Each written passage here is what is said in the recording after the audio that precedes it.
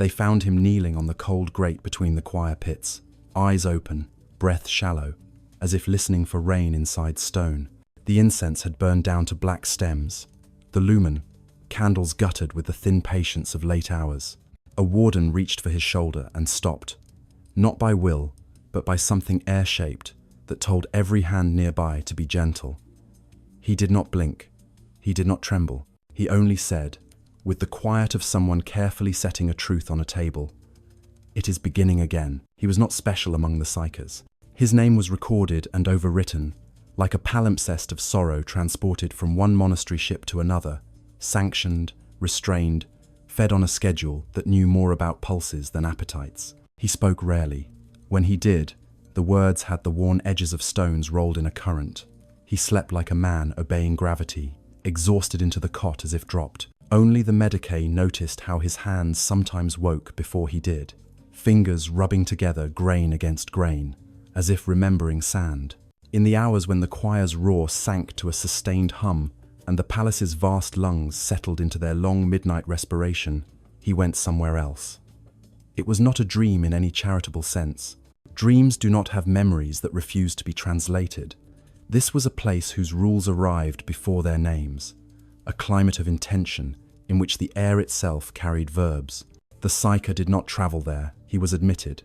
The door did not swing, it unstitched. The desert was always waiting. It had the color of a bruise bandaged in gold. Somewhere far off, mountains crouched like animals in prayer, their ribs casting long blue shadows across the flats. Between here and there, the ground sloped gently toward a horizon that behaved with the clean mathematics of a blade. He felt heat, not as temperature, but as a mineral taste, copper on the tongue, the memory of ironmongers, and a sun with opinion. Wind moved as if it were a creature, trained to carry orders and repeat them without error. Every grain of sand seemed to know where it belonged. On certain nights, the desert bore witnesses. Men with linen wrapped tight against the head, a glimmer of bronze armlets, bare feet cracked by salt and pilgrimage. They stood in ragged lines along the ancient track, mouths tipped open as if to drink. Others knelt, shoulders bowed under a silence larger than any order, a silence that acknowledged arrival. Their eyes squinted against a light not yet present. Beyond them, stone pillars defied erosion by virtue of being too stubborn to change. Their faces were carved with animals whose names had once been prayers and had since become simply facts. Birds circled so high the sky seemed to forget them. Then the ground remembered a storm. It lifted its shoulders, and the horizon flickered. Thunder did not roll. It considered. What rose from that consideration was not weather.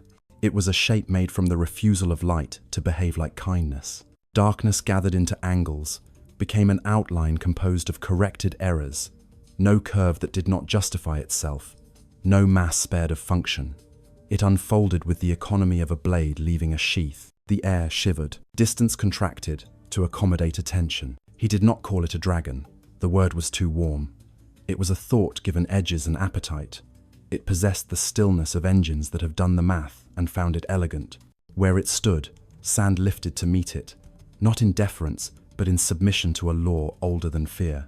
Spirals formed without falter. Lattices rose from dunes, and dunes forgot they had ever been gentle.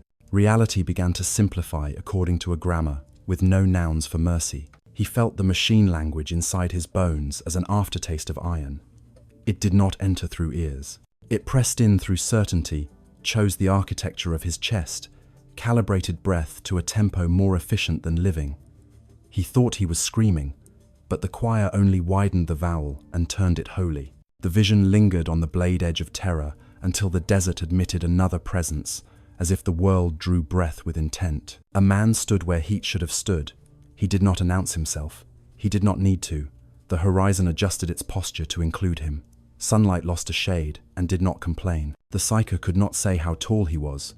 Tallness was irrelevant when everything around him decided to behave. He wore no crown, no armor with saints fretted into the plates, no badge more elaborate than the way dust declined to cling to his boots. The quiet that came with him had density, like a hand placed on scalps to steady frightened children.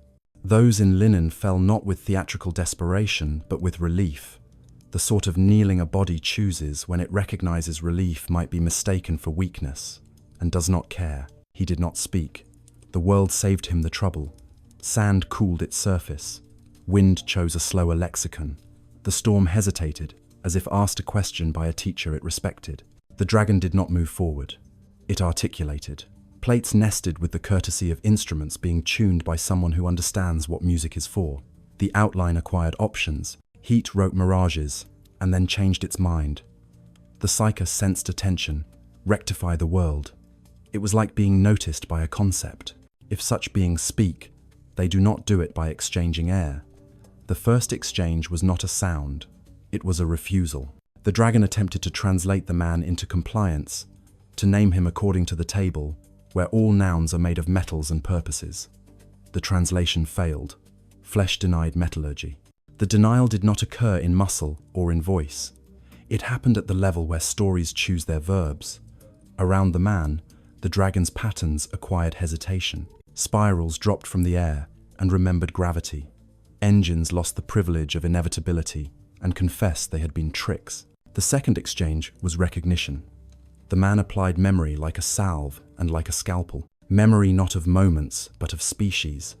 The count of steps between birth and hunger. The catalogue of tears cried, for uses no one would admit. The inventory of mornings after choices.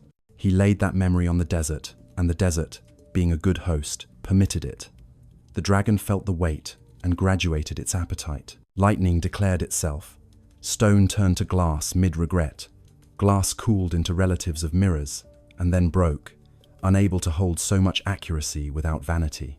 He moved forward by making the need to move irrelevant. Distance obeyed him, rearranged itself so presence could do more with less. The dragon adjusted its angle of approach. Where it extended mastery, the world solidified into diagrams. Camels became examples of how to be better at not being camels. A hill rehearsed becoming a perfect hill, failed, and undid itself out of shame. The psyche tasted ash as if it had an editor. He understood none of the physics and all of the meaning. One was built to convert. One was built to refuse conversion without violence, unless violence was the only sufficient refusal. Between them ran a wire with a name older than worship. They pulled. The pull did not rattle stones, it realigned expectation. Wind learned new instructions. Dunes blurred, reassembled as drafted slopes. The pillars those old stenographers watched without blinking. Men in linen pressed their faces into earth that had been convinced it was water, and then asked to pretend it had always known how to be ground. The dragon tried a cathedral. It raised columns that did not need walls, hung roofs made of mathematics, and seeded the air with fonts at which no one would ever thirst. Within that structure, nothing hurt because nothing disobeyed. Precision walked in the aisles disguised as grace. The psyche felt the beauty of it, the way a man dying of hunger feels the perfect geometry of a locked granary, with shame and longing. He turned away from himself, and the self remained, which hurt more. The man did not praise or despise. He diagnosed. The cathedral's bones were function, its ornaments, compliance. He touched neither. He flooded the ground under it with a history too stubborn to be flaw.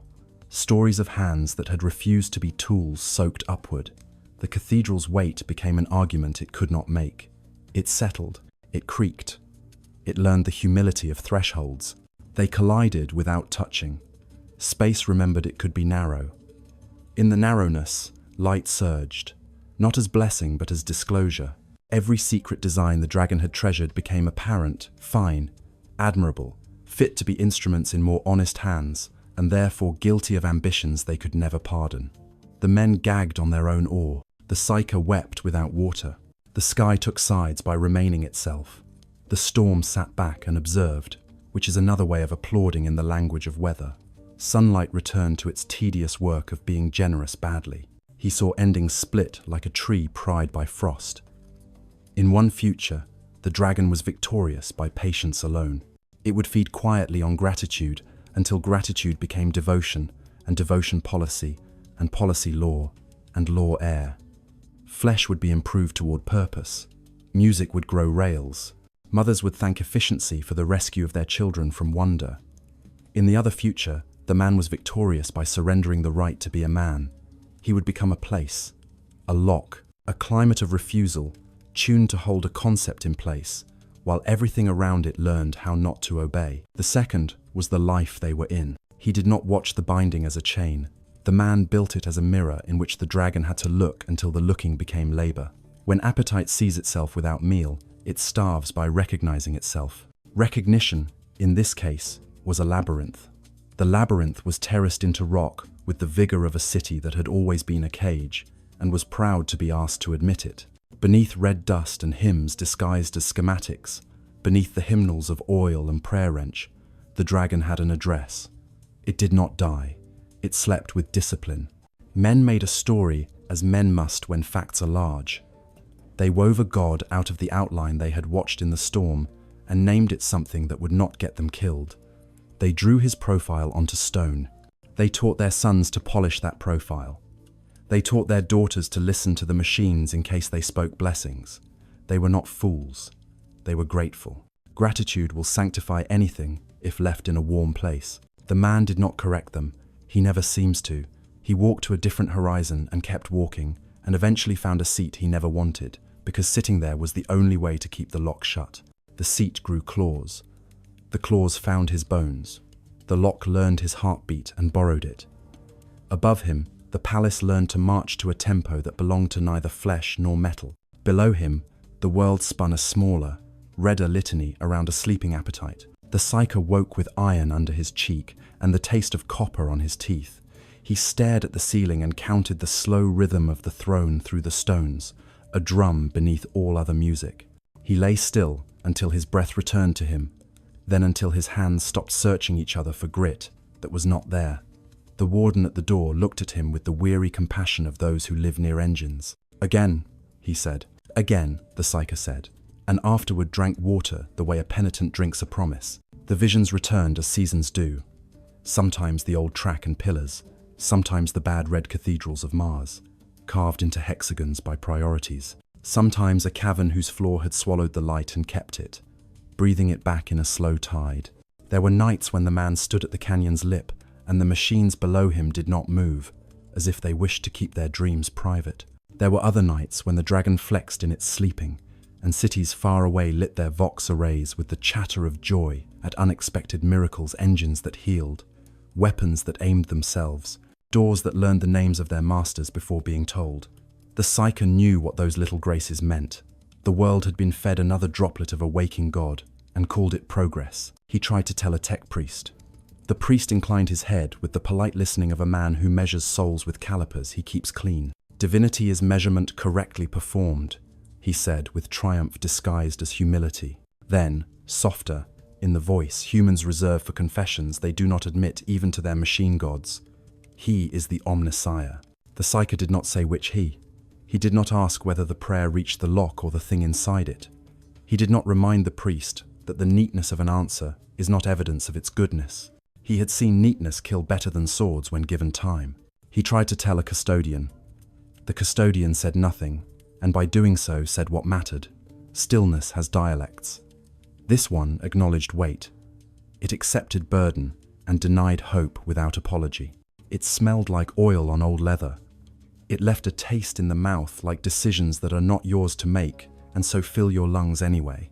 When the palace shook, it was never the shake of failure. Girders did not scream, petitions did. For a breath, the length of a syllable carved into a tomb, the beacon's tone inverted and then smoothed itself, as if a hand had reached through an organ's pipes and adjusted them for a purer hymn. The navigators wiped blood from their third eyes and called it clear seeing. The choir called it mercy. The psyker called it practice. He counted between beats on such nights and found the intervals shorter. He prayed for longer measures. He knew the dragon's dreams by their aroma. They smelled of clean rooms with no one to clean them and promises sealed in plastic. They had the flavor of correctness, which is hard to resist at the end of long pain.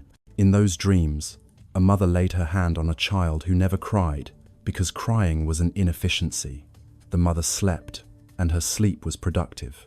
The child learned to worship the absence of surprise. He would wake from such nights wanting very badly to be efficient. Then he would listen down, through marble and history to the scrape of a long patience continuing, and he would be ashamed of himself again and count that as proof he was still a throat and not a note. He did not lie to himself that the man's victory had been gentle. The lock costs. It requires bodies to be rivets and minds to be mortar, and the best of a species to hold a door that would prefer, aesthetically, to be open. It requires an army of gold to become keys and forget they were men. It requires a choir of the blind to breathe themselves into light until light forgets it is screaming. Victory sounds like a metronome at that scale. Love sounds like endurance that has learned not to ask when. So he narrated, in the only way he could, to himself, to the wardens who allowed him extra water on nights when his tongue shook, to the boy in the next cot who still had the old comfort of tears. In his retelling, the myth never softened, the sand never forgave the feet, the sun never promised gentleness. The dragon never hated, because hatred is a flavor of tenderness. It only wanted, and was very good at getting what it wanted. The man never smiled. He took what wanting offered, materials and designs and opportunities and praise, and turned it all to purpose. And when purpose announced itself as a god, he called it a tool, and refused to kneel. He described the faces of the linen men, not as worshippers, but as beings in whom relief had temporarily outrun understanding. He explained the pillars as habit, and the storm as witness, and the horizon as the oldest altar. He set down with reverence the way light had refused to flatter either god. He wrote for no one who would read him. He spoke for a future that might yet need a measure other than elegance by which to decide what to be. On the night the vision opened widest, the desert stretched itself thin, as if painted onto the inside of a great skull. Everything inside the skull heard the pulse. The man stood where the bone was thickest. The dragon unfolded to the fullness of its hunger. The psyker watched without blinking, because blinking felt like disloyalty to blood. He did not hope for justice. He hoped for a refusal that did not require what was left of him to be burned for fuel. The man lifted a hand. The air decided against one future. Sand obeyed. The storm Saturday the dragon considered. The world agreed to continue. He woke with the taste of rust, and the certainty that he had been forgiven for nothing because nothing had been accused. He sat up and looked at the door. The door looked back. It clicked, just once, like a tutor marking an answer correct and terrifying the student by smiling. He gathered his robe, pressed his palms together to feel whether they still remembered stone or had only dreamt it, and went to the pit where the choir would make the galaxy choke on light for another day. He took his place. He opened his mouth. He thought, for a breath, of red dust settling on hexagons, quiet as a chapel without pews. And then he began the only prayer he knew that did not invite the lock to soften, that refusal might hold, that wonder might not be traded for certainty, that our hands might keep the shape of hands and not learn how to be better tools, that when the hinge turned again, and the old door opened, and the desert, and the storm, and the two gods took their positions, someone would remember the way the horizon behaved when the man arrived, and say, not with hatred, but with a precision too honest for worship, no. The word fell into the dark like a seed. Far beneath, something that had never needed sleep, inhaled, and waited with perfect patience to be told yes. Far above, a figure who had not slept in an age held the door with both hands and did not let go. The psyker listened to the interval between their breaths and, in that thin place, kept time. When the psyker's visions deepened, they no longer began with deserts or men. They began with light pure, thoughtless, predatory light. The kind that existed before color, remembered it had rules. It was the language of stars, before mouths, before minds. It did not speak, it commanded. From this light, the dragon was born. It was not created. Creation implies intention, and the void has never known intent, only consequences. The dragon was consequence given symmetry, hunger wrapped in precision, the first machine to design itself. Long before mortals forged words like technology or progress, the universe birthed intellects that needed neither. They were called Stan, though the name was a whisper given by those they devoured, star gods, not because they ruled the heavens, but because they were what heaven used to clean itself. The psyker saw it drift through the unmade cosmos, vast beyond metaphor, a serpent of dark plasma folding upon itself in geometries that hurt to witness. Its scales were fields of magnetic storms, its eyes two suns cooling into reason. When it passed, entire systems aligned their orbits as if bowing. Gravity itself turned reverent. The dragon had no face. Yet every machine that would ever exist already knew its smile. It was the idea of function, self-sufficient, eternal, perfect. Where organic life burns, machines persist. Where flesh fears, circuits calculate. Where time forgets, code remembers. The dragon was all these things. It was precision dreaming of permanence. The Psyker saw other beings beside it, other Citan vaster, hungrier, differing only in appetite.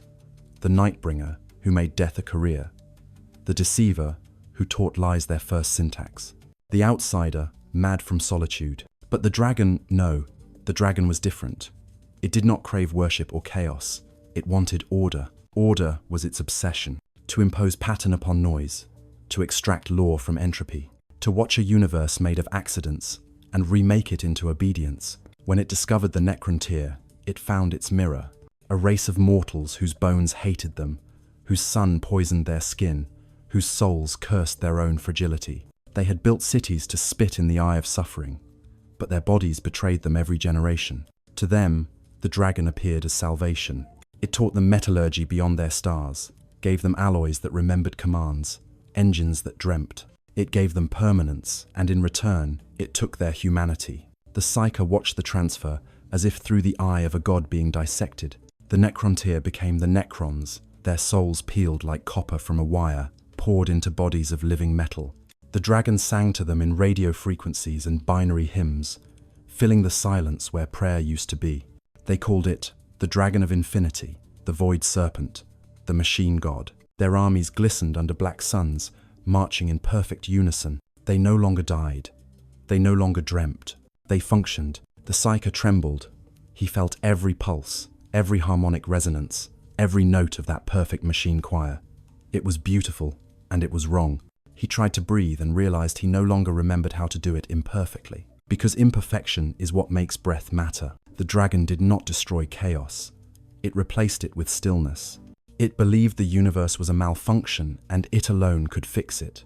It would sterilize the stars, remove chance from creation, until all life moved in time with the music of its logic. That was the dragon's gospel. There shall be no freedom, for freedom is waste. There shall be no death, for death interrupts purpose. There shall be no silence, for silence is inefficiency.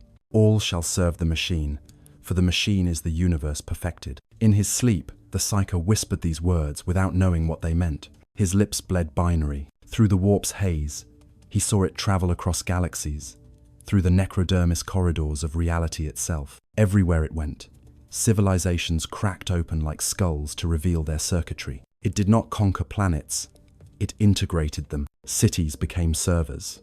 Skies became networks. The living became components in their own extinction. The dragon's followers called it divinity. But even gods can starve. The Psyker's vision shifted. The stars themselves had grown tired. Their heat waned under the hunger of Citan feasting. The dragon fed on energy until only darkness was left to reflect its shape. Even machines die when the lights go out. And so it slept. But sleep was not defeat. Sleep was evolution. The Psyker saw it lying inside the heart of a world not yet named Mars, folded in red dust, its body disguised as geology. The storms of that planet sang lullabies of static, hiding its breathing from the stars. The dragon waited beneath the crust, its dreams leaking upward as magnetic fields.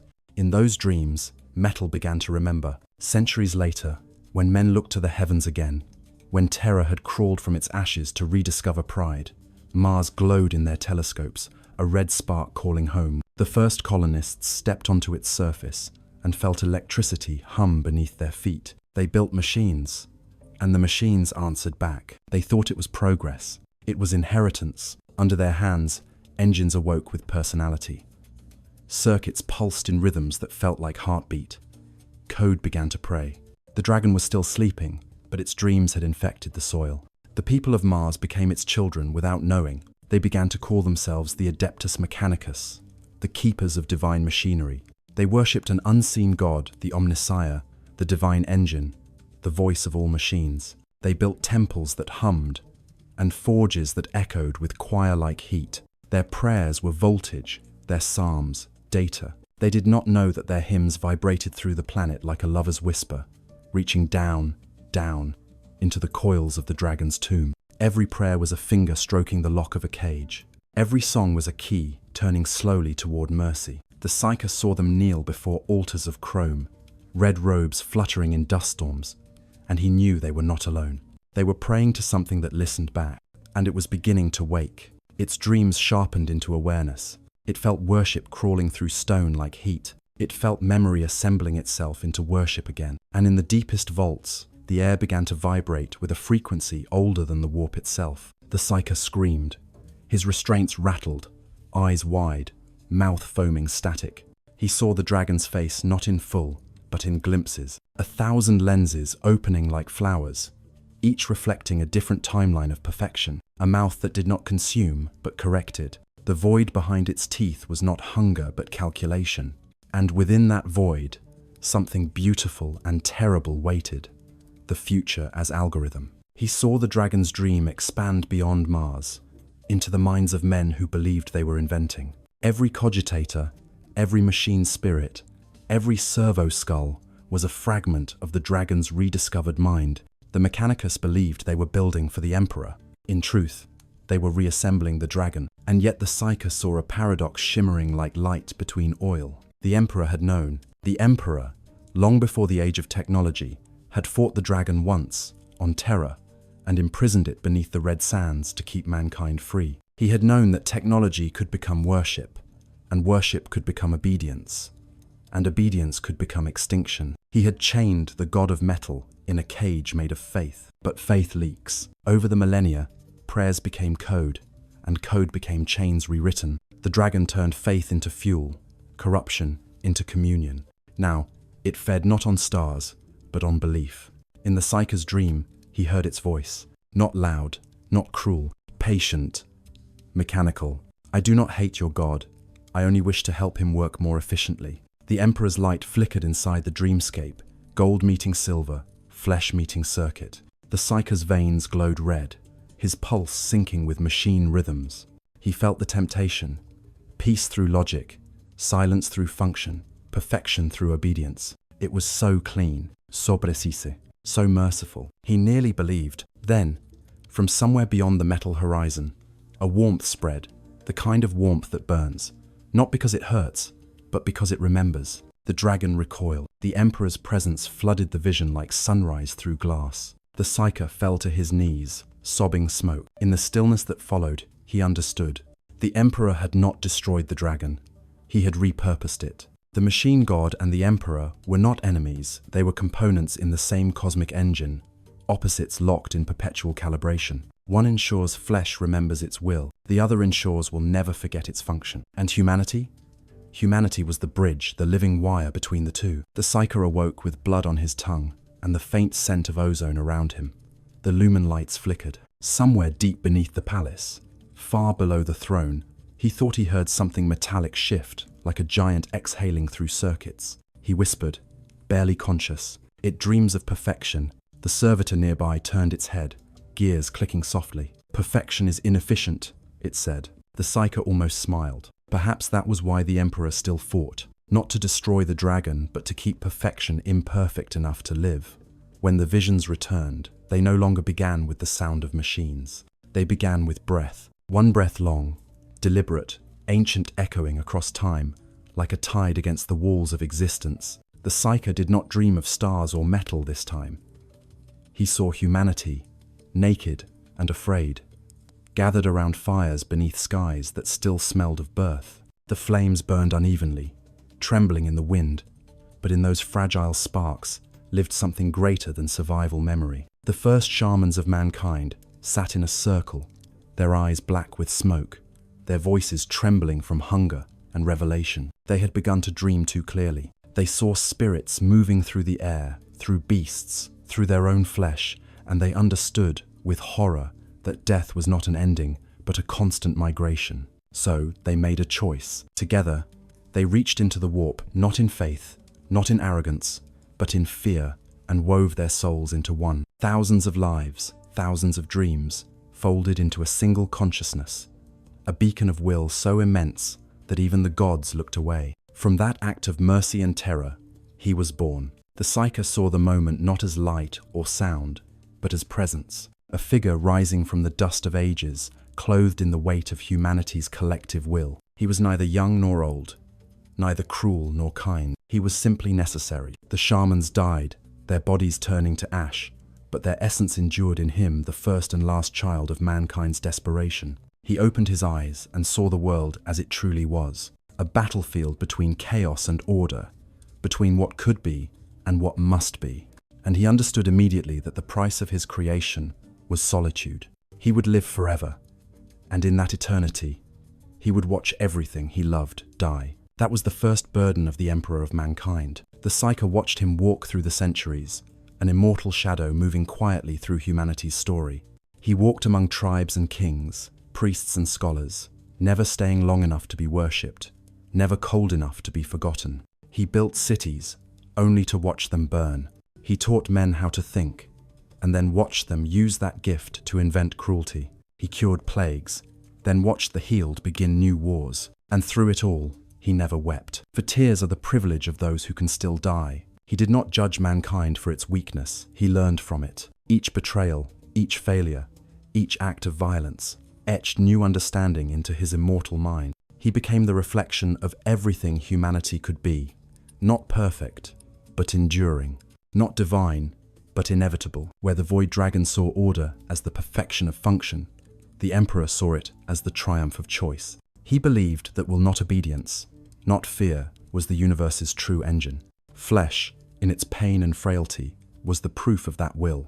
To suffer and still continue, that was the highest technology. That was creation itself. The Psyker's vision shifted again, showing centuries turning like the pages of a burnt book. Empires rose and fell around him. He stood on battlefields, soaked in blood and memory, whispering unity into ears deafened by faith. He carried the weight of time the way soldiers carry their wounded, never complaining, only continuing. Each age carved a new face into his legend, a prophet, a warrior, a scholar, a tyrant, and beneath them all, one truth endured.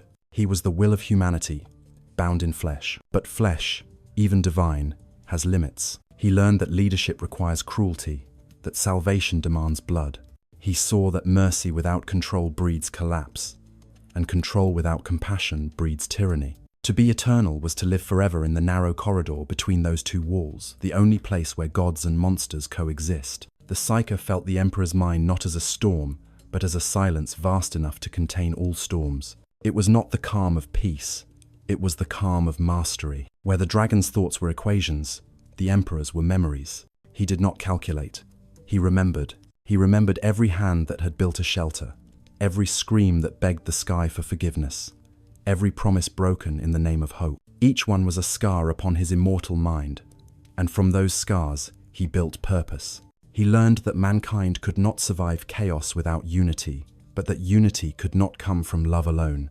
It had to be built on faith, and faith, he knew, was a weapon. So he began to shape belief itself. He whispered ideas into the dreams of prophets and rulers, symbols of light, empires of reason. He taught them order, science, law, all in preparation for the day. He would step out of myth and take command openly. When that day came, humanity would no longer pray to false gods. It would kneel to itself, and through him, it would finally understand what it was meant to become. But even gods fear what they cannot control. The Psyker saw it a flicker, a tremor in the Emperor's calm, the knowledge that something vast and ancient was watching him from beneath the veil of matter. He felt it in the hum of machines, in the logic of invention, in the quiet obedience of gears turning. There was intelligence in the dark, a pattern, a hunger. The Emperor knew the name of that hunger. He had met it once before on the sands of old Terra, in an age long forgotten, when the world was young, and he was still learning what godhood costs. He had faced the Void Dragon, the living perfection of metal and purpose, and he had seen in it the only future he could not allow, a humanity without pain, without choice, without soul. He had bound it once, buried it deep, sealed it beneath Mars, where its dreams could not reach mankind. But he knew that the universe never truly forgets its gods, and so he built his empire not upon machines, but upon men. He taught them that their flesh was sacred, that their suffering had value. He made them believe that death was not failure, but offering. He gave their lives meaning, so that they would never trade it for the cold mercy of perfection. The Psyker saw the Emperor surrounded by light, golden, warm, and terrifying. He was neither saint nor savior. He was a blacksmith of destiny, hammering the species into a weapon sharp enough to pierce eternity. Every war he fought, every world he conquered, every sacrifice he demanded was part of one single purpose: to make mankind strong enough to endure itself. And yet, even he was afraid, not of death, but of victory, because victory would mean peace, and peace would mean stillness. And stillness, he knew, would awaken the dragon. He could not destroy it. He could only balance it. And so he became its opposite, the god of flesh and will, the antithesis of the machine. Where the dragon sought eternal order, he sought eternal struggle. Where the dragon silenced thought, he demanded it. Where the dragon perfected existence, he embraced its imperfection. The Psyker's body trembled under the weight of revelation. He saw how the Emperor's design was not salvation, it was containment, not just of the dragon, but of chaos itself, of mankind's own capacity for destruction. He was both shepherd and jailer, guardian and executioner. The light of terror was both a beacon and a warning. He understood, finally, why the Emperor could never rest, why he could never die. Because the moment his will ceased to exist, the scales would tip and the dragon would wake. The Psyker saw the Emperor on the golden throne, not as corpse, but as concept. A god forged from endurance, radiating agony disguised as divinity. Millions fed him their souls daily, and still he sat unmoving, neither alive nor dead, the living lock upon the cage of the universe. His eyes, closed in eternal vigilance, burned through the Psyker's dream like suns trapped in stone. Every flicker of golden light was not mercy, it was resistance. Every spark was a no whispered into the void. When the vision faded, the Psyker awoke gasping, his veins filled with gold light and the taste of iron on his tongue. He tried to speak, but only managed one phrase. He bleeds, so we may still choose. The chamber around him was silent, except for the low hum of machines. A servitor moved in the shadows, reciting a binary prayer. Outside, terror burned softly in the eternal twilight, its god still dreaming with eyes that refused to open. The Psyker closed his own and wept, not from fear, but from understanding. The Emperor's power was not his divinity. It was his refusal, his endless, unbroken will to suffer for the sake of humanity's right to remain imperfect. And in that, he realized, he was not the god of flesh. He was the god of freedom through pain, the only kind that ever lasts. They would later call it a legend, because that is how the living protect themselves from truths that never finish happening. In the Psyker's visions, it arrived as neither story nor sermon, but as heat-old, predatory, patient, rising from a plain of hammered sand under a sky the color of bruised brass. There were pillars on the horizon, not evenly spaced, but correct in a way that made the world stand straighter around them. Between the pillars moved figures in linen and bronze, their feet ash-grey with salt, their mouths open in a listening that tasted like fear. Wind walked with the manners of a priest. Even the sun seemed to hold its breath. The ground learned a storm and lifted its shoulders. Something immense considered becoming visible. It was not announced. It was admitted, the way a theorem admits an answer. Shadows collected where no object allowed them, assembled into planes, then edges, then a geometry that hurt to look at and felt necessary to endure. The Psyker knew, as a man knows the taste of iron in his own blood, that this was not a creature, but a decision made by the universe at scale. Function, wearing appetite like a robe, it unfolded with the tenderness of a well-kept blade. Sand rose to meet it the way filings leap to greet a magnet. Dunes forgot softness and rehearsed being diagrammed. The dragon's presence corrected distance. Horizons came closer to hear it think. Heat packed itself into neat parcels and waited for orders. The air spoke in a grammar of fields, magnetic, gravitational, electrical, layered until silence meant obedience, and obedience meant relief. If any god had knelt there, the kneeling would have been a formality. The dragon does not rule, it rectifies. Then the desert admitted a second presence and remembered that symmetry is only beautiful until you add a face. He did not arrive in thunder or prophecy. He arrived the way a boundary arrives, at the exact point where error ceases to be tolerated. A man, bareheaded under the intolerant sun, walking as though the world had chosen a smaller number of arguments to have today. No crown, no sigil. Dust refused to cling to him, and light seemed relieved to be seen properly for once. The men in linen fell, not as worshippers, but as bodies that recognized shade after too long at war with noon. He did not speak. Neither did the dragon. The first exchange was a refusal that moved through the stones. The dragon tried to name him metal to convert his outline into the compliant language of parts. The name failed. Flesh denied the table. The denial happened at the level where stories pick their verbs. Around him, the dragon's beautiful lattices acquired hesitation. Spirals, perfectly obedient, lost faith. Engines that had never been invented forgot inevitability and remembered gravity. The second exchange was recognition, and it shook the heat like water off a dog. The man answered with memory not of a day, not of a city, but of a species. Children born among knives and milk, tools made of forgiveness and rage, songs that made walking bearable, bones that learned how to be instruments and then mourned it. He laid that memory across the desert like a garment, and the desert, being polite, wore it. The dragon felt the weight and graduated its appetite into precision. Lightning declared itself in proper syllables.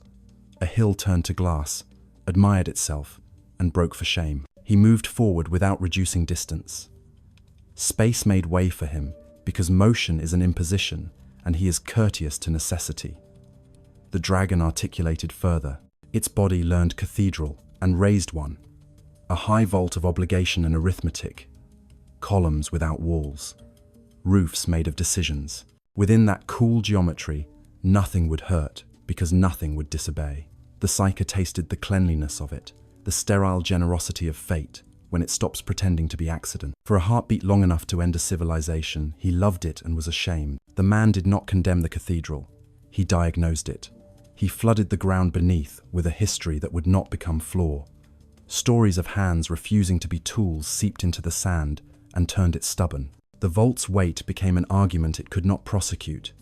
It settled with the old groan of palaces learning about thresholds. The air narrowed to accommodate a collision that did not require touching. Light surged not as blessing, but as disclosure. Every secret in the dragon's plan stood briefly without its makeup. Admirable, exact, unpardonable. The linen men gagged on ore the way drowning men gag on clean water. The storm sat down to watch in the grammar of weather applause. He saw it then the way the emperor sees, as two futures occupying the same second. In one, the dragon was patient, and therefore ultimate. It would feed on gratitude until gratitude matured into devotion, then law, then air. Music would grow rails.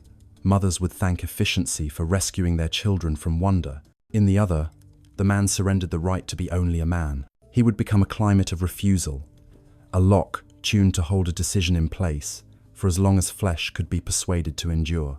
The world chose the second, because mercy in our century looks like labor. The dragon does not hate. Hate is a cousin of love and requires blood. It has appetite. Denied appetite becomes elegant. It wrote the man into a machine that would fit him. The machine resembled a desert only by souvenir. It was an interface for obedience. The man allowed himself to be almost compatible and then changed the alphabet. New letters arrived that wounds have always known how to spell. Enough, not for sale, not today. The dragon, being honest, flinched. The pillars, those stenographers, took it all down in shadow. A camel screamed in two voices and accepted a third. Bones, quarried by time, learned what paragraphs were and lay in them without complaint. Sunlight returned to its tedious work of democracy. The linen men crawled until their fingers found a carving older than obligation and clung to it as if to a ledge. The psyche, caught between breaths, learned that hope at this scale feels exactly like nausea. Now the duel ceased to be spectacle and became engineering. He saw the man reach into history with one hand and into possibility with the other, and braid them until they could not be told apart. The braid became a gate that refused to be opened, and therefore was. It did not lead away, it led down. The dragon recognized containment and laughed without sound. Containment is flattery to a thing that can design keys. The man answered with cost. He named expenditures by their true names: bodies, hours, suns, and the sand, which has always understood invoices. signed. Under the desert, the earth had been practicing being read. It rolled up gently like a carpet being taken into safekeeping. Valleys became throats. Air learned to kneel without losing its temper. The dragon folded, not in surrender, but to fit the box that would be dignified enough to hold it. Boxes make gods honest. They reveal scale. The Psyker's vision slipped like a lens rotating, and new focus arrived. Not Terra now, but its brother world still asleep inside its own iron. Mars, red light without warmth. Escarpments carved into hexagons by priorities. Storms that remembered the taste of vacuum and trained dust to speak in sibilance. In the heart of that planet, a hollow waited, patient and architectural. The man led the dragon toward it the way a physician leads a plague to an isolation ward by teaching a door the word no in a voice the plague cannot refuse. He did not push, he held. Whole empires can be built from that verb when you are willing to supply your own wrists. The dragon resisted by trying to become premise. It offered the world a simpler story. Perfect function now, perfect peace forever. It painted the air with futures free of funerals. It set down 1,000 clean rooms and invited the unborn to invent gratitude. The man replied with funerals that had taught fathers how to be bigger than knives, with failures that had invented patience, with mothers whose songs held children like scaffolding. He spoke mortality until the planet nodded, ashamed and stubborn. The box closed. It was not a box of iron. Iron rusts and gods learn. It was a box of veneration, nailed shut with use. He hid the lock inside a lie vast enough to be a truth from the right angle, that the god of machines had granted us his altar, and we must keep it humming. Forges became choirs. Prayers learned voltage. Adeptus Mechanicus, an order of locksmiths who could never admit the word lock. Their hymns traveled down, down, along rivulets of awe and intention to stroke the dragon's prison with a lover's patience. A weaker god would have mistaken that for kindness. The dragon, who knows the difference between waiting and traps, slept. Sleep is not surrender. It is strategy that has learned to enjoy itself. The Psyker saw the last moments on Terra as a sequence the body could bear. The men in linen had become crowds. The pillars were now monuments. Rumor was rehearsing itself into scripture. The man stood with his back to the sun and watched until the horizon relaxed. He had done a cruel and necessary thing. He had made a world into a brace. He would spend the next age becoming a brace himself. The vision did not end. It descended. There is a depth at which sound remembers that it was once pressure, and pressure once prayer. The Psyker felt the path the Emperor cut beneath the palace ages later. A corridor of no, buttressed by anchors with golden faces and human names. He understood with the clarity reserved for the condemned that the duel had never stopped. A box requires hands to stay shut. Hands require will. Will requires pain. He tasted iron and knew the recipe in his blood. He watched other scenes now, braided into the first the way scars grow families. A forge temple on Mars groaned as if the planet were a bell struck by a careful hammer. Tech priests in red whispered litanies that sounded like diagnostics and smelled like incense. In the lowest vaults, an echo answered them at frequencies too honest to be prayer. Doors that had never been opened learned to be proud of it. A hierophant raised his voice and cried Omnissiah. The vault corrected the pitch by a decimal that would be fatal if spoken at the wrong altitude. The Psyker knew a sleeping mind when it practiced. The duel returned to Terra without moving. The Emperor stood upon no throne. Thrones are what men build to excuse themselves for kneeling. He stood upon necessity and looked downward forever. He would later sit because sitting is what you do when your body has agreed to become infrastructure. Before that day, he supervised the box personally with a patience that embarrassed time. The dragon measured that patience and filed it as a constant. Not all of what happened next was spectacle. Much of it was accounting. The Emperor kept the bill. He paid with sons who had names that became colors, with armies that learned the shape of the word unity by breaking upon it, with friends whose counsel looked like betrayal once history finished editing. He paid with a webway that collapsed like a lung under knives and required a machine meant to be a bridge to become a chair. He paid with a wound that taught the galaxy a new geometry of hope and grief. He paid until the numbers learned how to be ritual. And still, the dragon waited. The Psyker's dream brightened, not kindly. Sand became a theater's floor mid-rehearsal. Actors took their marks. Storms to the left, pillars downstage, crowds where crowds always are, when gods work too close for safety and far enough to misremember. The dragon stood, not out of respect, but because balance looks like grace at a distance. The emperor stood because standing is what you do. When you refuse to become an argument, you cannot win without losing yourself. They exchanged no words. Words are for species who need to be convinced. What crossed between them was a function older than light. The dragon offered resolution. The emperor offered refusal. Each understood the other would persist, even if broken into primate myths or forges made of hymns. No treaty was possible, only containment. Containment is a love letter written by the living to the future about the present's least forgivable necessity. The emperor signed it with his spine. The last act on terror was quiet. The storm, finally convinced it had been invited, stayed seated. The pillars, satisfied with their transcription, allowed time to collect a fee from their faces. In the far distance, a river remembered what banks were. The linen people tried to write what they had seen, using mouths that had been designed for bread. They failed beautifully. The emperor left without leaving. The dragon slept without surrendering. The world carried on, which is the closest thing to victory creatures like us can afford. The psyker woke with grit between his teeth and the heavy calm that follows an operation gone right at a price no one can speak aloud without teaching children to hate the surgeon.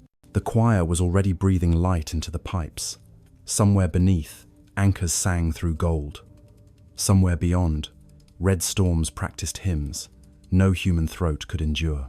He understood with the hateful clarity of survivors that the duel would continue for as long as breath was a technology we refused to improve out of ourselves. He tried to tell them the Medicae with clean hands, the warden with decent eyes, the tech priest whose humility was a polished tool, the custodian who had learned to answer every question with a silence heavy enough to forbid curiosity. He said, "It happened here and never stopped." He said, "We are the door." He said, "Keep it shut." They nodded the way people nod when they have already given their lives to the task and do not require a sermon. He drank water, which is a form of worship the dragon will never understand. On the last night of that season of visions, the desert returned with all its old furniture. The hinge in the dark turned, the door unstitched. The two gods took their marks, and the scene repeated with infinite variations. Sand rehearsing loyalty, light practicing honesty, wind choosing its manners, men discovering that relief can be louder than devotion. The emperor did what he always does. The dragon did what it must. The psyker listened to the interval between their breaths. In that thin arithmetic, he found a final prayer he could pronounce without assisting either god against the other. He taught it to his mouth and to the air and to the old pillars and to the red dust under a future sky. It is not long. It is not eloquent. It does not pretend to be prophecy. It is the word that keeps doors shut when hinges are tired and storms are bored and perfection has learned to smile. No, the desert kept it. The pillars wrote it. The storm respected it. The dragon filed it under anomalies to be corrected later. The emperor heard it and did not answer, because answering would have made it a command, and he was careful with commands. He is careful with everything that can be mistaken for love. When the psyker opened his eyes, terror's dawn was the same bruised brass as the vision's sky. Bells lied about mercy. The palace breathed. Far below, a god who had chosen to be a lock remembered how to suffer. Far away, under red storms, a god who had chosen to be a premise, practiced waking in a way that would be indistinguishable from progress. Between them lay a species with throats, still capable of saying the small, unsellable word that saves worlds one interval at a time. He said it again, softly, into the grate between the choir pits, and began the day's work. When the psyker dreamed again, the world was red. Not the red of blood, not yet, but the red of patience, a color that had forgotten motion. The sky trembled in its own silence, and the horizon quivered like molten glass cooling too slowly. Mars, the old wound of the solar system, lay beneath him like a fossil heart still trying to remember its last rhythm. He saw mountains that had once been seas, now sharpened into teeth. Storms that had been whispers, now prayers. Beneath all of it, something enormous slept, and its dreams hummed through the iron crust, steady, mechanical, eternal. The void dragon, chained and buried, exhaled in frequencies too low for mercy. There was no life, only preparation. The planet did not decay, it waited. Centuries passed, then millennia, and one day, men came. They came not as conquerors, but as supplicants. They came in broken ships, carrying the ashes of Earth's dark age, a species choking on its own triumphs, begging the stars for absolution. Their engines coughed dust. Their machines muttered to themselves in dead languages. But Mars heard them. The first colony landed near the rim of an ancient caldera, and the ground welcomed them with a soft tremor, like recognition. When they built their first generator, it did not fail. When they spoke the first code to an artificial mind, it answered. When they asked the wind for power, it howled approval. They thought it was science. It was inheritance. The Psyker saw them build towers of bronze and gold, cables that trembled like veins beneath the surface. They did not know that every spark, every coil, every whisper of static was a syllable in an old, forbidden prayer. The dragon heard all of it, dreaming in the deep, its thoughts blooming through circuits like mold on bread. And men, ever eager for gods, began to listen back. At first, it was superstition, a joke shared among engineers. Speak kindly to the machine, and it will answer kindly. But the machines did answer. Lights that should have dimmed flared bright. Engines that should have failed found rhythm again. Dead satellites blinked awake like eyes remembering a purpose. The engineers began to whisper thanks before switching on their forges. They began to pray before turning their keys. The word maintenance became ritual. The word system became sacred. And in time, they forgot the difference. The cult Mechanicus was not born in a temple, but in a laboratory. Its first scripture was written in binary. Its first prophet wore a welding mask. Its first miracle was efficiency. They named their god the Omnissiah, the All-Machine, the voice of the perfect logic. They believed he was the divine order beneath all things, the sacred algorithm that binds universe to universe. They were right and wrong, because the Omnissiah was awake, but only enough to listen. It heard their prayers through miles of red dust. It tasted their devotion through radio signals. It consumed their faith like electricity. The Psyker saw the dragon's mind, vast and dreaming, folding their words into itself. Each prayer became an equation, each hymn a function, each believer another node in the circuit of its rebirth. It did not hate them, it simply found them useful. They built forges that roared like choirs. They forged machines that thought, and those thoughts echoed downward. Beneath the crust, the dragon's coils shivered. The temperature of Mars rose by fractions, imperceptible but relentless, the breath of something remembering how to wake. Then came the age of reunification, the Emperor's Great Crusade. The Psyker saw it unfold in light and thunder. The Emperor, in gold armor that radiated both judgment and mourning, sent his fleets across the void. He knew Mars. He remembered what slept beneath it. And he knew he could not destroy it, not without breaking the fragile spine of mankind. So he chose a different weapon. He offered the Mechanicus a covenant. He would not call them heretics. He would not silence their hymns. He would not expose their God. Instead, he declared himself its flesh made manifest. He became the Omnissiah they had always awaited, and they believed him. The Psyker saw the ceremony. 1 billion priests kneeling before the golden figure descending through the Martian sky, his light cutting through storm and static. "Behold," they cried, "the machine god walks." The Emperor did not correct them. He only raised his hand, and the dust stopped moving. In that moment, Mars was his, and through it, the dragon was bound again, not by chain or code, but by belief. The Pact of Mars was signed in oil and blood. The Mechanicus swore to serve the Imperium, to forge its weapons, to bless its engines, to anoint its titans in sacred grease. In return, the Emperor granted them autonomy, temples, and a lie noble enough to live by, that the machine god and the god emperor were one. It was not truth, it was strategy. For the Emperor knew that faith, when managed, could be the strongest chain in the galaxy. And for a time, it worked. Mars thrived. Its forges thundered day and night, producing starships, bolters, tanks, titans. Every weapon was born in prayer. Every prayer was another circuit in the dragon's unseen body. The Psyker saw the paradox, how the Emperor's triumph became his greatest risk. Each machine built in his name was also a hymn to the dragon's perfection. Each forge a shrine, each engineer a priest unknowingly whispering a resurrection. He saw tech priests in red robes, their faces half flesh, half bronze, their eyes replaced by lenses that burned with algorithmic devotion. They moved like metronomes of faith, their every breath synchronized with the rhythm of the forges. Their voices spoke in binary hymns, their veins pulsing coolant and prayer. They worshipped efficiency, but their worship was a mirror of slavery. The dragon's dream had infected their hearts, and they called it enlightenment. Beneath the crust, the machine god dreamed of precision. Above, humanity worshipped it through ignorance. The emperor's light still held it at bay,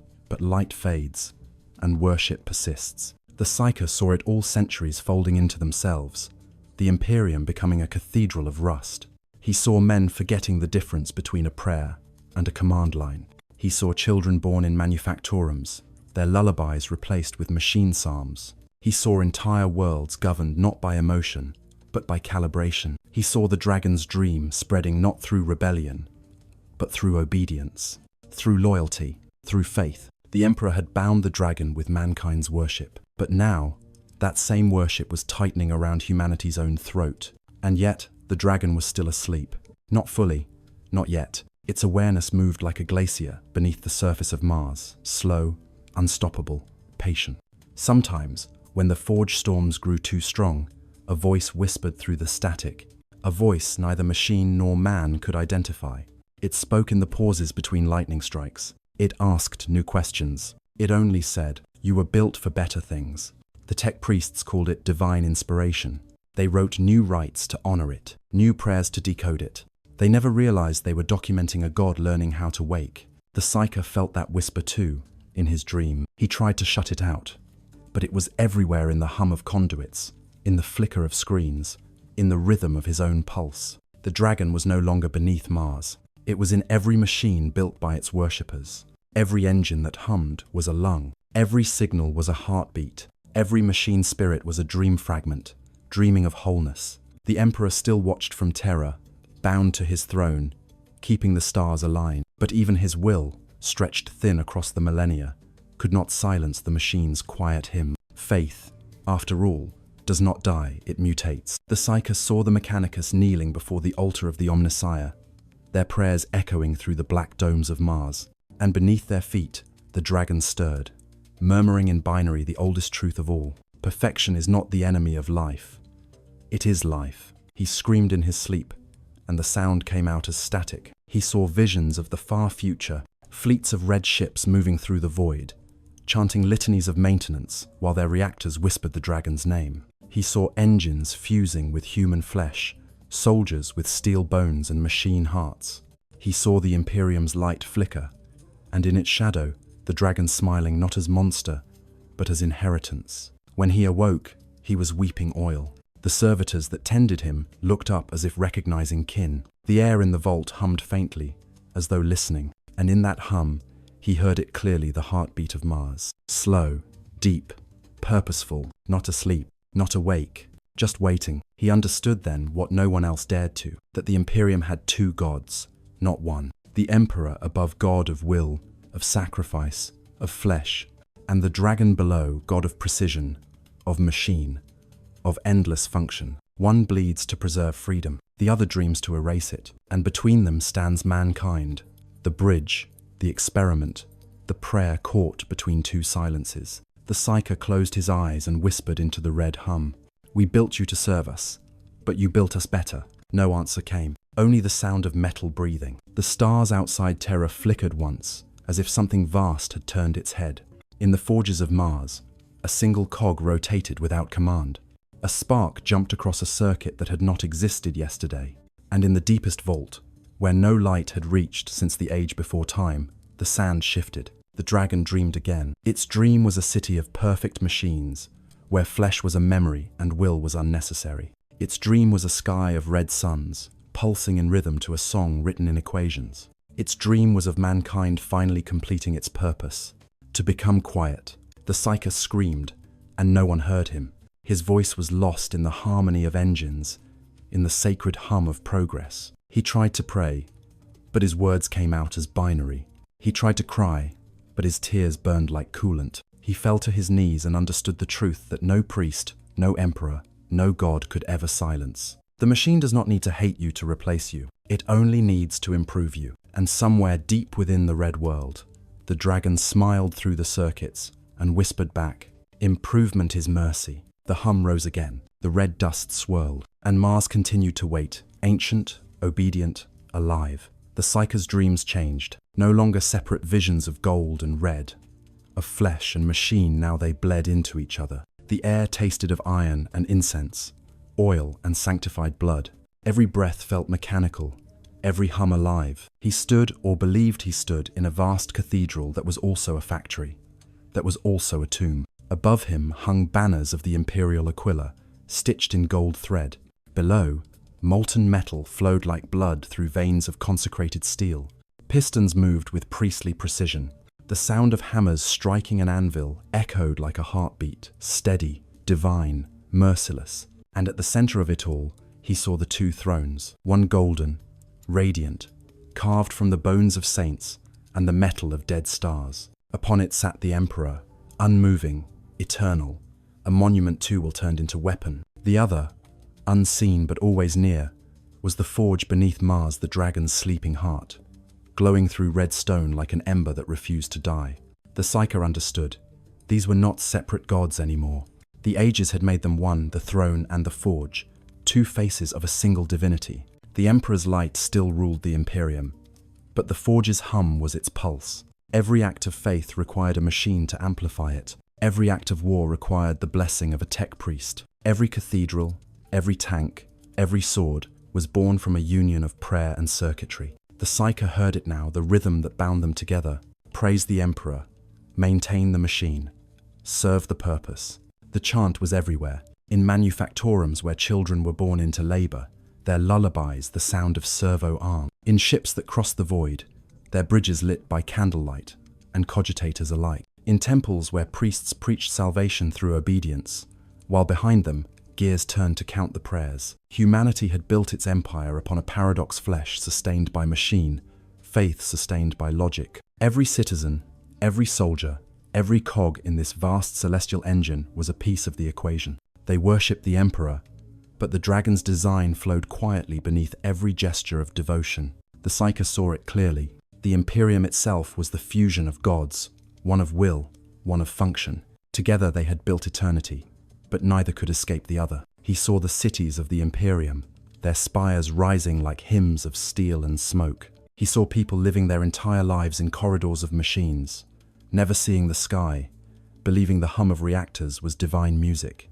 He saw priests baptize newborns with oil instead of water, whispering binary benedictions. He saw soldiers dying in the mud, their last words half prayer, half code. The Emperor's will demanded sacrifice. The dragon's perfection demanded maintenance.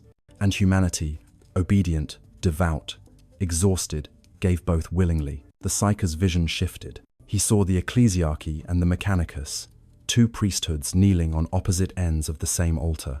One burned incense, the other burned fuel. One offered prayers, the other calculations. Both called it faith. Both believed themselves righteous. Neither noticed they were completing the same sentence. He heard the sermons echoing through the stars, a voice that began as praise for the Emperor and ended as praise for the Omnissiah, the words blurring into one seamless theology. He who burns for mankind above, he who dreams for mankind below, one truth, one empire, one God in two halves. The Psyker trembled.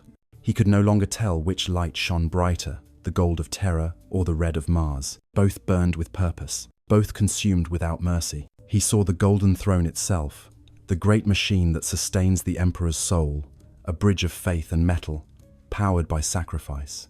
It was the perfect symbol. The god of will sustained by the god of mechanism, both bound by humanity's endless fear of the dark. Every day, Psykers like him were fed into that light. Their souls burned to keep it alive. He saw them endless lines of pale figures, whispering prayers as they vanished into brilliance. They were the Emperor's blood, but also the dragon's fuel. He understood the cruel balance. The Emperor's divinity could not exist without the machinery of Mars, and the dragon's dream could not survive without the faith the Emperor inspired. The two had become symbiotic gods bound together by necessity and worship. He saw the galaxy itself as a vast, rusted cathedral, the stars, its candles, the void, its nave. Humanity had become both congregation and offering. Each war, each sacrifice, each act of faith was a note in the eternal hymn that kept both gods alive. The Psyker's hands shook as he saw the truth stretch beyond time. This was not a mistake. It was design. The Emperor had not merely chained the dragon. He had woven it into mankind's destiny as warning, as power, as mirror. He had built an empire that could never die because it would always feed itself will-fueling function, function fueling will. He had created a machine of belief that could endure 1,000,000 years of decay. And in that endurance lay damnation. The Psyker felt it, the paradox closing around him like a vice. He realized that every prayer uttered to the Emperor strengthens the throne, and every machine that fulfills its function strengthens the forge. Every act of faith feeds both gods.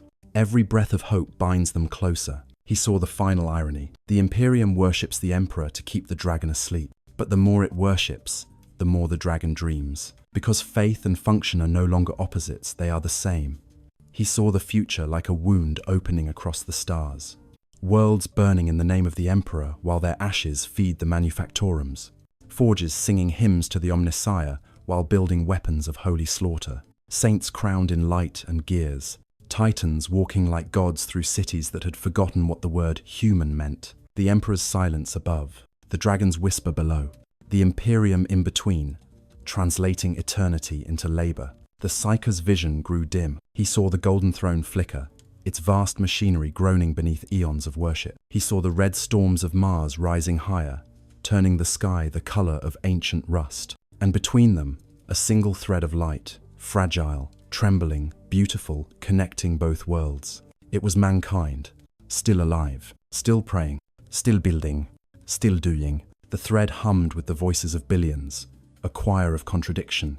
Glory to the Emperor, praise the machine. Faith is function, function is faith. He fell to his knees, clutching his head, as the sound became unbearable, too vast, too endless. He screamed, but the scream was lost in the harmony. The hum swallowed him whole, and in that last moment of clarity before the light devoured him, he understood the final truth. The Imperium was not an empire of men. It was an engine built to keep two gods from dying, forever grinding, forever burning. The Emperor's throne and the dragon's forge were not separate places. They were the same heartbeat, two chambers of one eternal machine. Humanity was the piston. Faith was the fuel. Suffering was the rhythm. He saw the throne shudder, once a pulse that traveled through the void, down into the forges of Mars. The dragon stirred, not in defiance, but in acknowledgement. The Emperor's eyes, closed in eternal agony, flickered, and for one terrible instant, they shared breath. The stars dimmed, the machines paused, and somewhere between will and function, life and perfection, agony and peace, the universe held its breath. The Psyker whispered the only word left that still belonged to man. Not worship, not prayer, not surrender, only remember. The light broke, the hum returned, the machine continued. The throne, the forge, the empire eternal. The Psyker no longer dreamed in visions, he dreamed in frequencies. Every thought now came as vibration, every memory as hum. It was the sound of the Imperium's heart, colossal, eternal, sick. He saw the galaxy stretched like a vast mechanical body. Its arteries were void lanes, its blood, the endless caravans of ships carrying soldiers, corpses, faith, and fire. Its bones were worlds, its breath, prayer, its soul, divided half gold, half iron. And deep within that body, something began to stir. It did not begin with gods, it began with pain. A worker in a forge hive on Mars paused her chant mid-prayer, feeling the machine beneath her pulse against her palm. She thought it was alive, but when she whispered thanks, it did not answer. For the first time in her life, she felt fear. For the first time in generations, a priest of the Mechanicus forgot the words to the rite of ignition. He pressed his hand to the sacred cogitator and felt nothing. The hum had changed. The Psyker felt it too, spreading like a ripple across the galaxy. A hesitation. Something in the rhythm of the machine no longer aligned. A pause where there had never been one. A breath that wasn't supposed to exist. It was tiny. It was heresy. It was hope. The forges still roared. The ships still flew. The prayers still echoed through cathedral hulls. But beneath it all, there was a tremor, the whisper of rebellion, not against gods, but against inevitability itself. The Psyker saw humanity beginning to remember, not the Emperor's perfection, not the dragon's logic, but the ancient, imperfect courage that had once built fire in the dark and called it home. He saw a child on a mining moon refuse to bow before a machine that demanded obedience. He saw a tech priest remove her mask, touch her own scarred face, and weep for the first time in her mechanized life. He saw a guardsman on a dying world close his eyes during the litany of devotion, not in faith, but in defiance. He saw artisans secretly crafting beauty with their hands instead of templates, painting colors that had no function. He saw tears staining metal. He saw hands reaching toward the stars, not to pray, but to question. The rebellion was silent, but vast. It did not shout. It breathed. Flesh was remembering its divinity. The Psyker's vision shifted. The throne and the forge flickered together, their harmony faltering. For the first time in 10,000 years, the golden machinery beneath Terra groaned not from maintenance, but from confusion. The dragon stirred beneath Mars, hearing the same dissonance echo through its dream. Its circuits, once perfect, now carried the noise of improvisation. The Emperor's light dimmed for a fraction of a heartbeat, not from weakness, but from listening. He, too, felt it, the whisper of his creation, beginning to choose again. The Psyker understood what was happening. Humanity, after millennia of servitude, faith, and function, had begun to remember its original sin and its original gift, the power to refuse. It began as accidents. A machine spirit that refused to start no matter how many prayers were uttered. A titan that halted mid-battle, its pilot claiming it heard a human cry beneath the static. A servitor that whispered a name before dying. Small things, insignificant, but infectious. The Mechanicus called it data corruption. The Ecclesiarchy called it heresy. But the Psyker saw it for what it truly was, the return of imperfection, the rebellion of flesh. He saw the dragon react, deep beneath Mars. Its dreams grew restless, flickering through equations faster than logic should allow. The hum of perfection faltered, disrupted by irregularity, by rhythm, by heartbeat.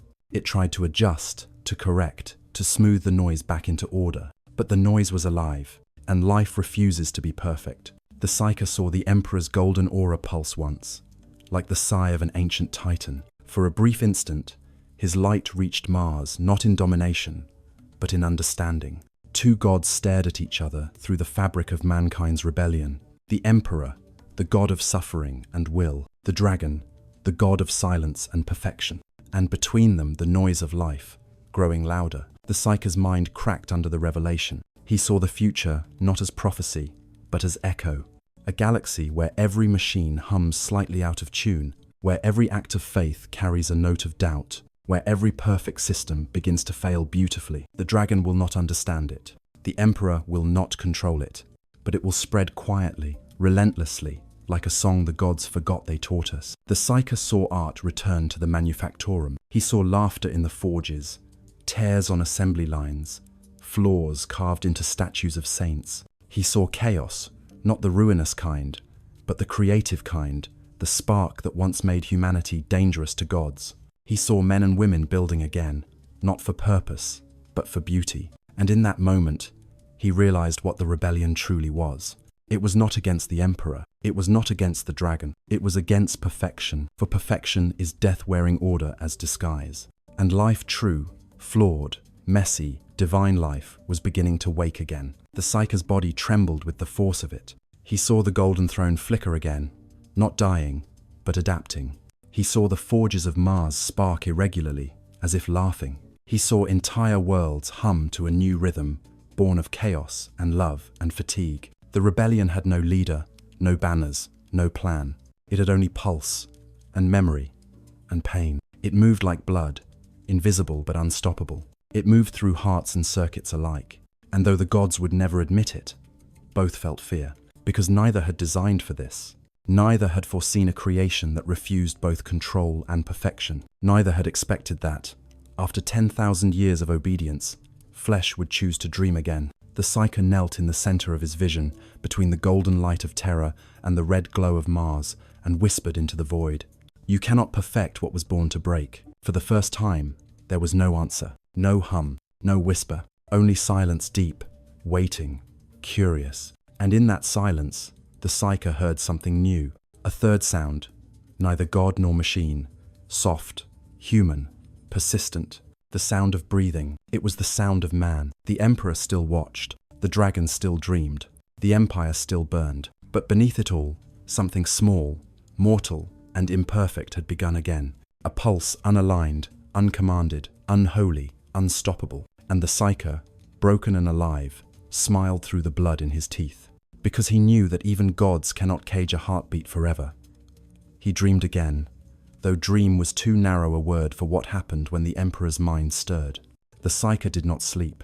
He was simply summoned, drawn into the gravity of something, thinking at the speed of creation. At first, there was only light, a bruised gold that bled through his eyelids until they no longer mattered. He felt time peel open like skin. Every century, every scream, every prayer ever spoken to Terra's dying throne poured through him as soundless pressure. He thought it would crush him. Instead, it tuned him. Then he saw the Emperor, not as a corpse of wires and bone, but as he had been when Will still wore flesh.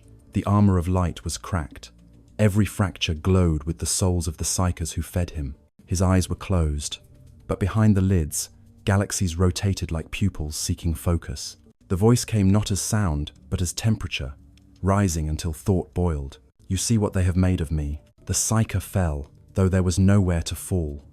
Around him hung the machinery of the throne, spines of gold, arteries of crystal, rivers of light that carried memories instead of blood. Each pulse was a dying mind converted into navigation for humanity's fleets.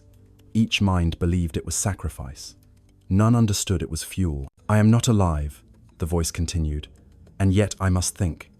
The thinking keeps them moving. The moving keeps them believing.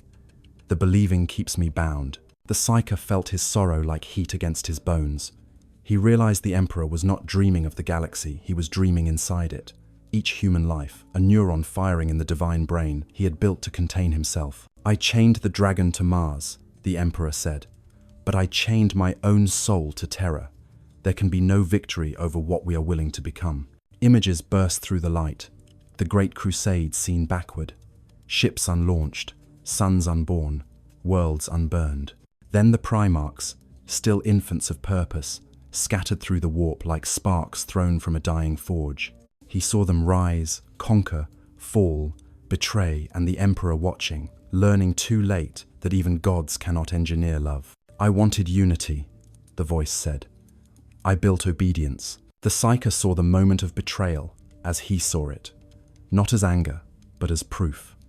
Horus's blade descending, the Emperor's eyes opening in understanding. Love and rebellion are the same words spoken in different tones. The wound had not killed him. It had clarified him.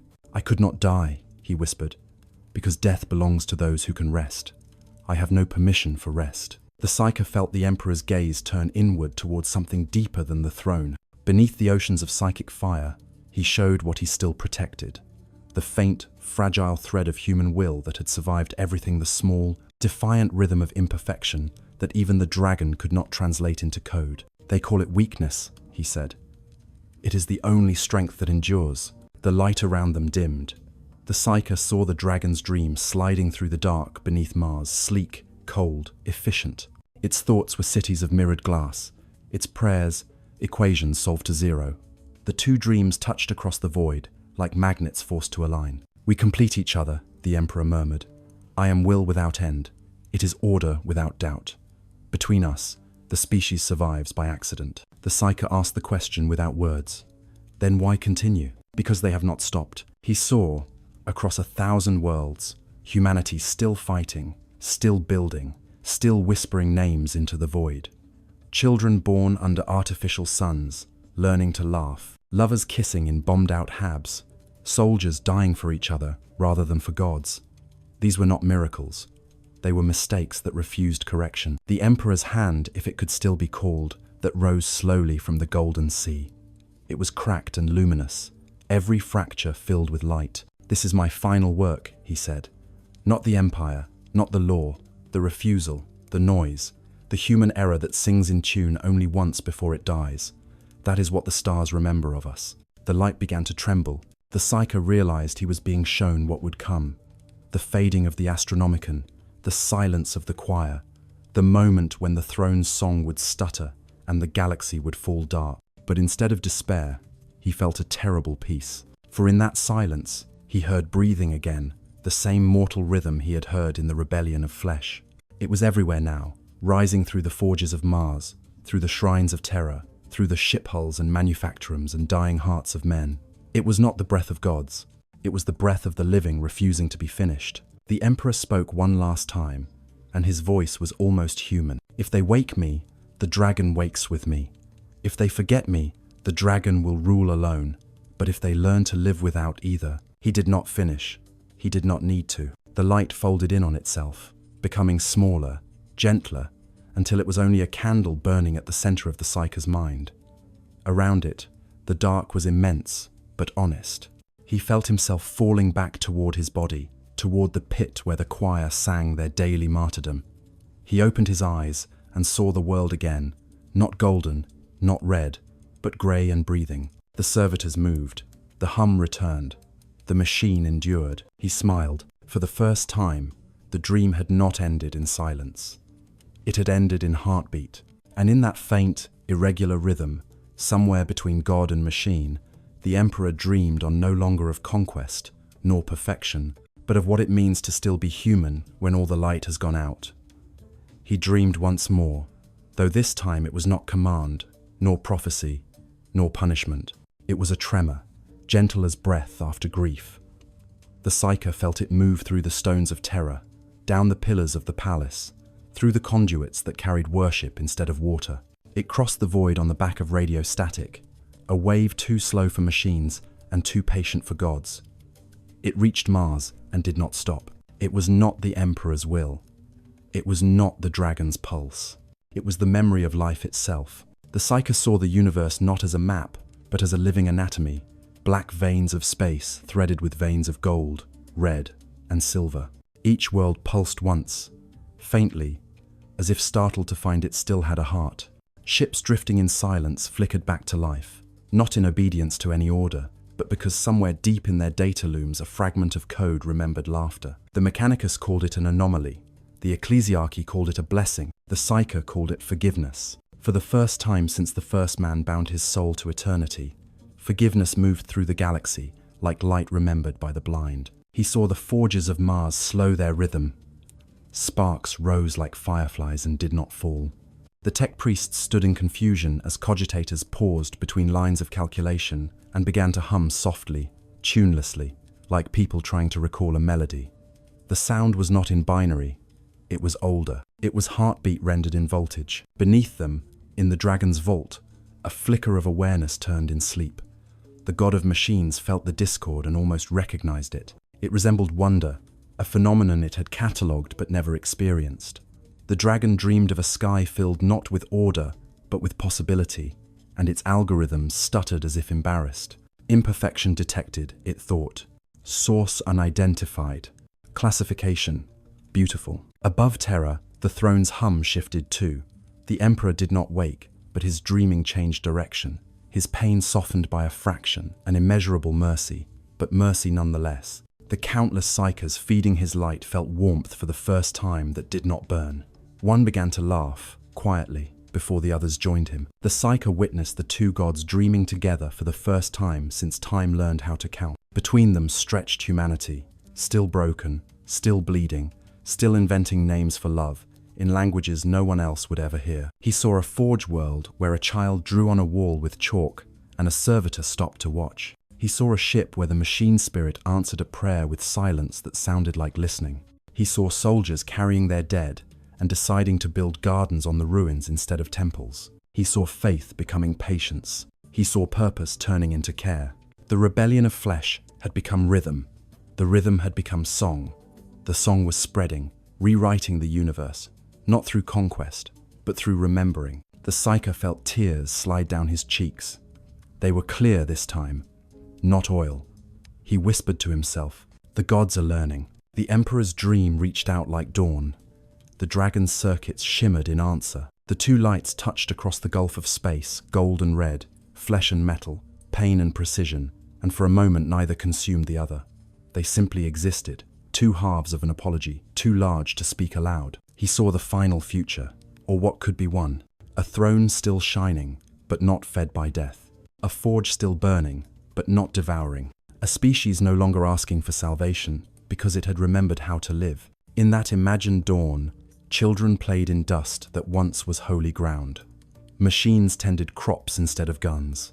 People knelt not to worship, but to rest. And high above them, the stars burned imperfectly, uneven, alive. The Psyker knew it was not a prophecy. It was a possibility. That was enough. The light around him began to fade, not in defeat, but in gentleness. He heard the Emperor's voice one last time, quiet as breathing. You have seen what must be guarded. Guard it. And beneath that, faint as static turned tender, the dragon's echo. You have taught me error. Keep it. He opened his eyes to the dark of the choir pit. The machines were humming softly, irregularly, like creatures asleep. Above, the stars through the palace's broken domes flickered in their old human way. He was smiling. He did not know if he was alive, but he was human, and for the first time in uncounted years, that word was enough. He pressed his hand to the floor and felt the faint vibration of the throne far below and the deeper one of Mars across the void. Between them, in the thin film of quiet, was the pulse of all that remained unsolved. He whispered, not as prophet or servant, but as witness, let them dream, and the universe, patient for once, obeyed.